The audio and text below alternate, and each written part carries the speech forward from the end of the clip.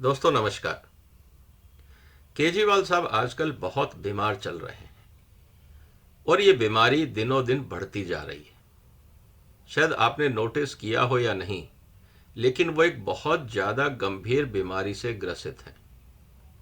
क्योंकि जिस तरह के सिम्टम हमारे सामने हैं, वो कोई भी आम आदमी इस तरह का व्यवहार नहीं करता है।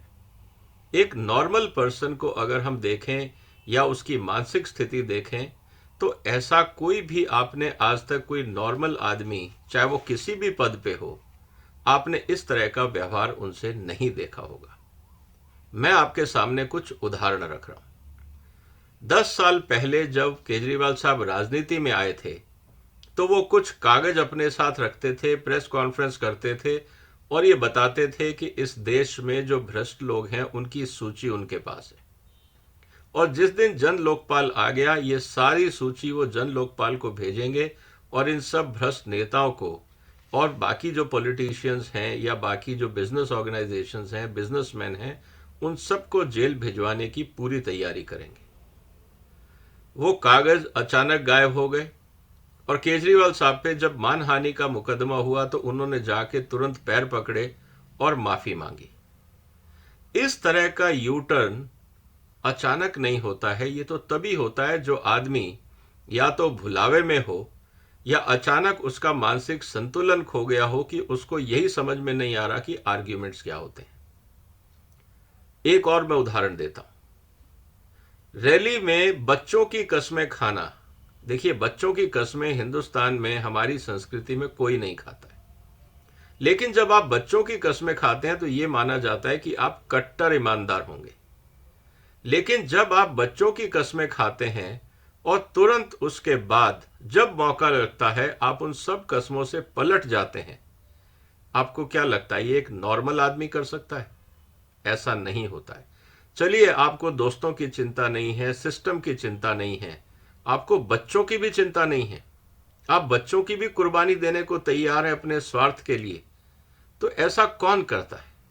ऐसा वही कर सकता है जो मानसिक रूप से विकृत होता है या जो मेंटल बैलेंस खो चुका होता है। ये हमें समझना होगा कि केजरीवाल साहब बहुत भयंकर बीमारी से गुजर रहे हैं।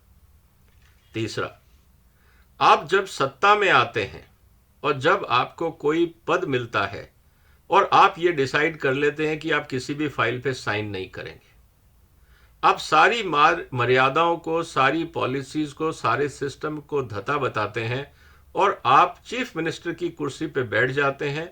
ना तो कोई कागज साइन करते हैं, ना कोई डिपार्टमेंट अपने पास रखते हैं। पूरी दुनिया के इतिहास में कभी आपने कोई ऐसा राष्ट्रीय अध्यक्ष या राज्य अध्यक्ष या चीफ मिनिस्टर या किसी भी देश के प्राइम मिनिस्टर, प्रेसिडेंट को ऐसे करते देखा है? एक उदाहरण बता दीजिए। क्या आपको नहीं लगता है कि यह विचित्र मानसिकता है? यह नॉर्मल बिहेवियर नहीं है?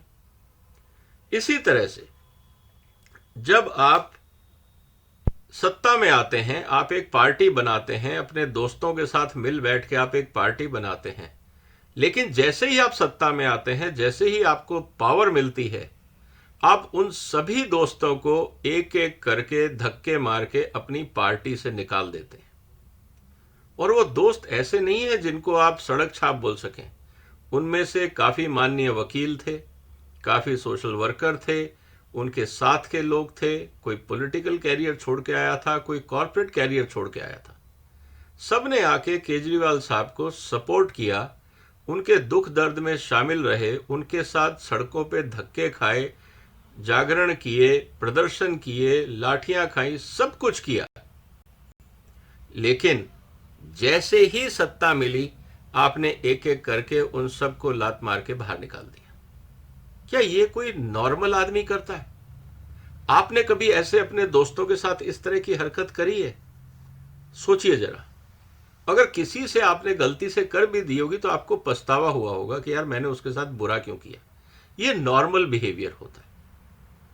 एबनॉर्मल बिहेवियर ये होता है कि आप लोगों का इस्तेमाल करें और खास दोस्तों का इस्तेमाल करें और उसको एकदम निकाल के फेंक दें कूड़ेदान में, जैसे कि आपको उसकी जरूरत ही नहीं थी। वो तो सिर्फ एक यूज एंड थ्रो के कॉन्सेप्ट पे आपने दोस्ती बनाई थी। क्या ऐसा कोई काम नॉर्मल आदमी करता है? यह हमें समझना होगा। अगर आप सत्ता में हैं, चीफ मिनिस्टर हैं, तो भारत सरकार और संविधान के हिसाब से एक लेफ्टिनेंट गवर्नर भी राष्ट्रपति द्वारा नॉमिनेट किया जाता है स्टेट के कार्य को देखने के लिए, क्योंकि जो एलजी होता है वो प्रेसिडेंट का रिप्रेजेंटेटिव होता है। आपने कभी एक चीफ मिनिस्टर को देखा है जो हर तरह के हर एलजी के साथ झगड़ा करे, हर आदमी से झगड़ा करे? कभी आपने ऐसा देखा है? अगर आपने ऐसा नहीं देखा है तो आपको नहीं लगता ये बड़ा विचित्र बिहेवियर है? क्या ये नॉर्मल बिहेवियर था? चलिए, एक से आपका मनमुटाव हो जाए, दो से हो जाए, हर आदमी से आप लड़ेंगे, हर एलजी से आप लड़ेंगे, और वो भी इसलिए कि वो ये कहता है कि आप काम कानून के हिसाब से करो, और आप ये कहने लग जाओ कि दिल्ली के राजा तो हम हैं, जबकि डेमोक्रेसी में राजा का कॉन्सेप्ट ही नहीं है। तो ये जो शब्द है कि हम दिल्ली के राजा हैं, और वो भी विधानसभा में खड़े होके कोई चीफ मिनिस्टर बोले, आज से पहले हिंदुस्तान के इतिहास में आपने कभी ऐसा स्टेटमेंट सुना था? क्या आपको लगता है कि एक नॉर्मल आदमी का स्टेटमेंट है? मुझे लगता है कि ये मानसिक विकृति या मानसिक दिवालियापन का या मानसिक कुंठा का कारण है कि इस तरह के स्टेटमेंट विधानसभा की पटल पर दिए जाते हैं।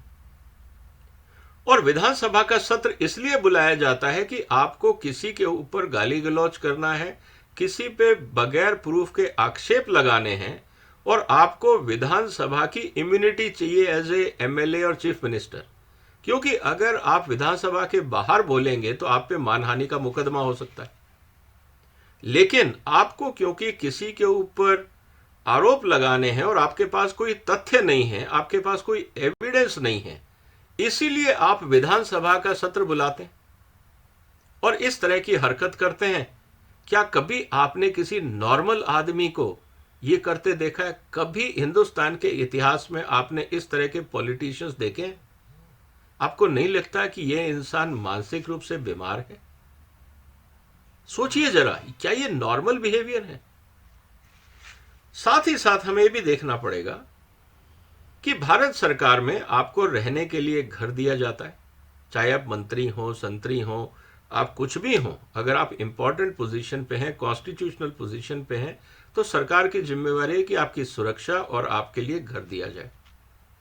लेकिन आप उस घर को तुड़वाएं और सारे कानूनों को धता बताकर, सारे सिस्टम्स को इग्नोर करके, और आपने अपने घर पे 45 करोड़ रुपए लगा लिए। कोई कानून इजाजत नहीं देता, लेकिन आपने सारे कानून तोड़े।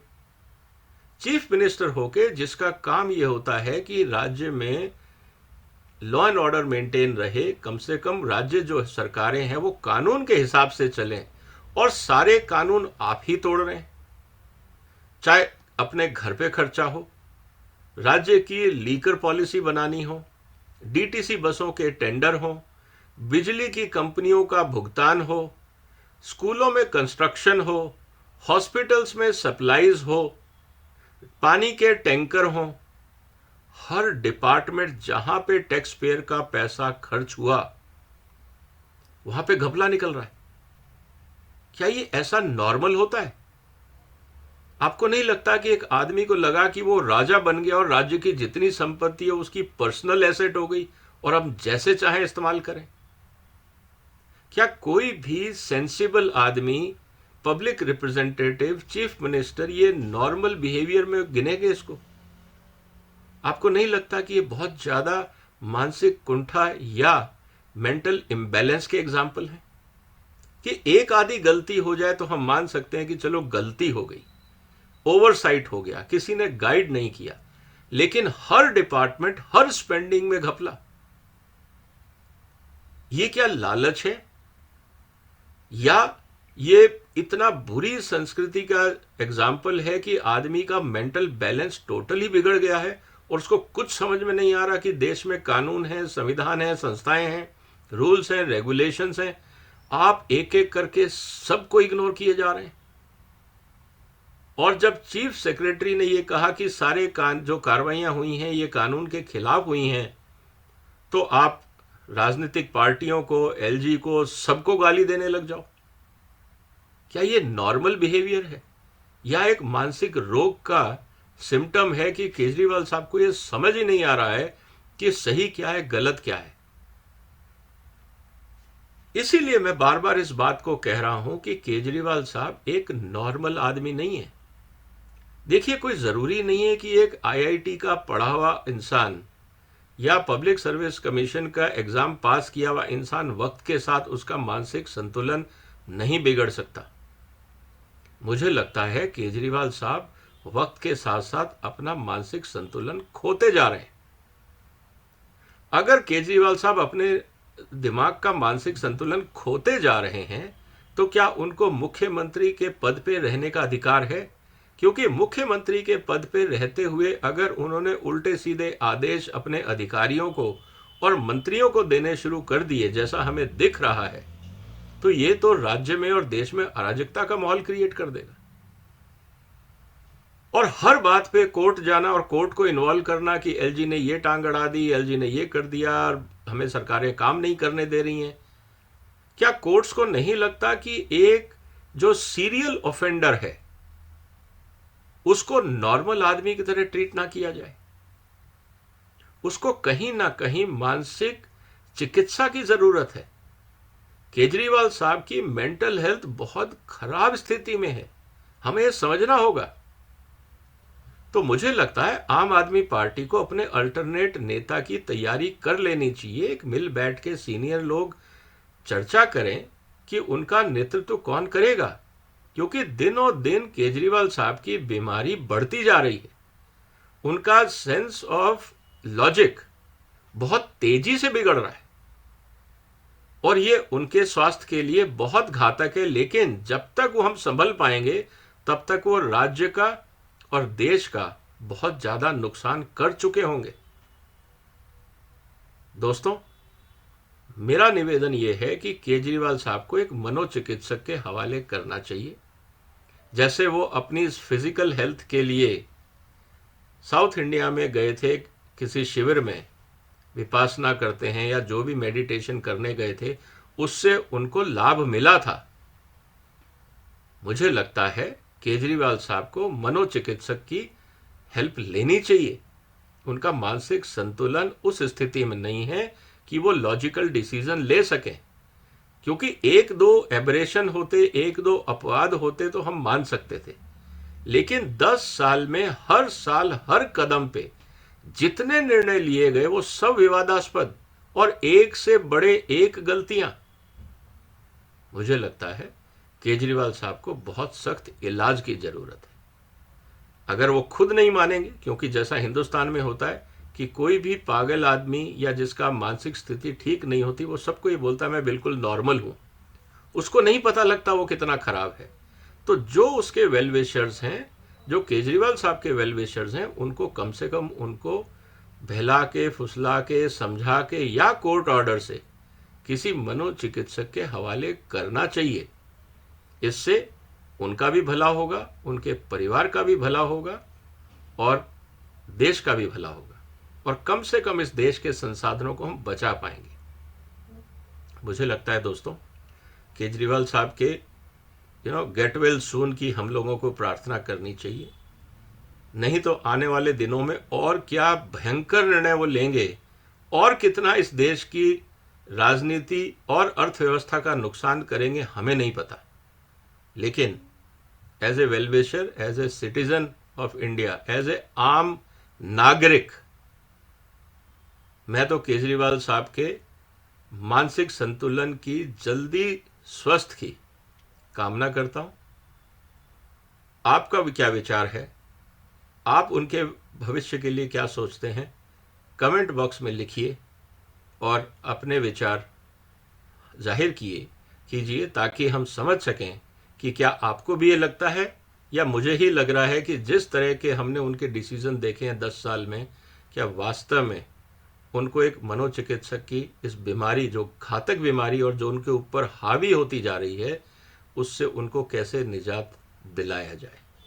और जब तक वो ठीक नहीं हो जाते, क्या उनको मुख्यमंत्री के पद पे रहना चाहिए ये भी एक चिंता की बात है, क्योंकि बहुत नुकसान हो रहा है सिस्टम्स का, देश की धरोहर का, टैक्स पेयर्स के पैसे का। तो बहुत गंभीर स्थिति है, हम सबको गहन चिंतन करना चाहिए। अगर आपको लगता है कि इस वीडियो में बताए गए तथ्य, एविडेंसेस लॉजिकल हैं और आपको लगता है कि नहीं, केजरीवाल साहब को वास्तव में किसी प्रोफेशनल साइकेट्रिस्ट की ज़रूरत है, तो अपने विचार कमेंट बॉक्स में लिखिए। इस वीडियो को शेयर कीजिए। फिर एक बार निवेदन है कि इस चैनल को सब्सक्राइब करें और अपने विचार रखें। आपने वक्त निकाला, आपका धन्यवाद। फिलहाल वंदे मातरम।